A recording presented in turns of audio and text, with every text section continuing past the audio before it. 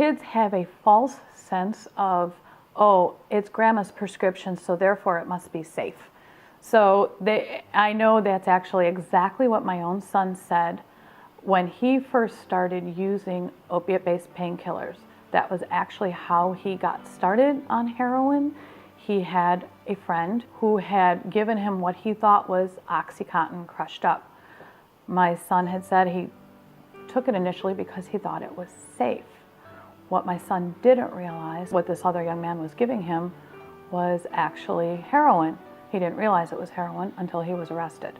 We knew there was something up, but we didn't know he was struggling with heroin until the last 6 months of his life. We were like, oh, we need to get him help. We thought we'd put him into a treatment center, and we thought it was like a car wash. We thought he'd go in and get freshly scrubbed and clean, and he'd come out on the other side and everything would be great.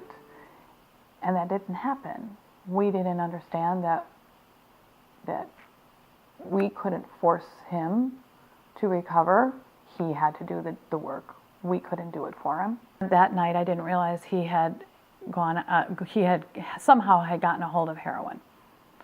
Even though he was grounded, we had taken his keys away from his truck, we took his phone away, but somehow he got a hold of it. He had 2 bags. I went to go wake him up at 8 in the morning, and I found him sitting up in his bed, slumped completely over. His head was on the mattress. I knew from the moment I opened the door that he was gone.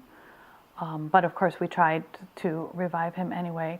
I believe what really happened was he just took a breath, fell asleep, and his brain forgot to tell him to take that next breath.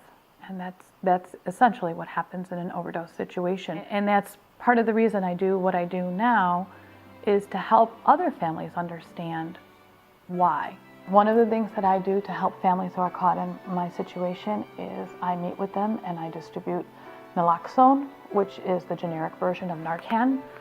It is the only antidote to an overdose. It helps keep kids alive.